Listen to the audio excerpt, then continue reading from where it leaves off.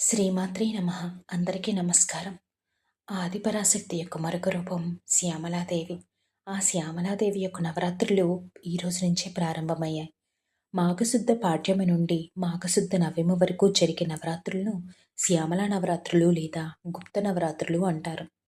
ఆ ఆదిపరాశక్తి అయిన లలితా త్రిపుర సుందరీదేవి బండాసురునితో యుద్ధం చేస్తున్నప్పుడు అమ్మవారి కుడి ప్రక్కన శ్యామలాదేవి జ్ఞానశక్తి స్వరూపంగా ఉన్నారు. ఆ తల్లి మందబుద్ధులను సైతం మహామేధావిగా మారుస్తుంది. హయగ్రీవ స్వామివారు ఆ తల్లి యొక్క శక్తివంతమైన 16 నామాలను అగస్త్య మహర్షి ద్వారా మనకు అందించారు.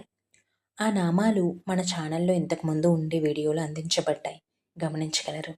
అంతేకాకుండా దశమహావిద్యలలో రాజా శ్యామలిగా చెప్పబడుతున్న తల్లి శ్రీ విద్యలో లలితాదేవికి అంగదేవతగా చెప్పబడుతుంది. ఆ తల్లిని మంత్రిణీ దేవత అంటారు.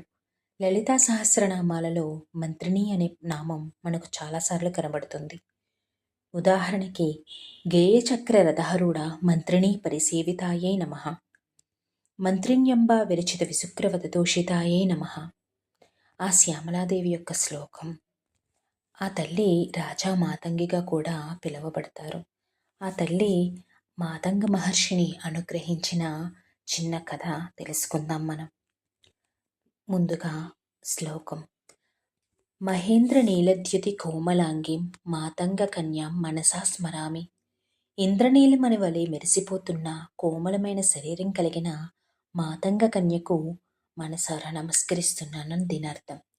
శ్యామల అమ్మవారిని రాజా మాతంగిగా అని కూడా కొలుస్తారు. మాతంగ కన్య అంటే మతంగముని కుమార్తె అని అర్థం. మతంగముని హిమవంతునికి మంచి స్నేహితుడు. వారిరువురు ఏదైనా చర్చ చేసుకుంటున్నప్పుడు హిమవంతుడు నేను చెప్పిందే నా మాటే నిజమనేవాడు. ఎందుకంటే నేను అమ్మవారి తండ్రిని అని చెప్పేవాడు. అది పొగరబోతుదనంతో నిండిన గర్వం కాదు, ఆనందంతో వచ్చిన అందమైన గర్వం. మతంగముని కూడా అమ్మవారి భక్తుడే. శ్యామలాదేవి దయవల్ల మంత్రాది దేవతలను దర్శించిన మంత్రద్రష్ట. కానీ హిమవంతుని దగ్గర మాత్రం కొంచెం సిగ్గుపడేవారు.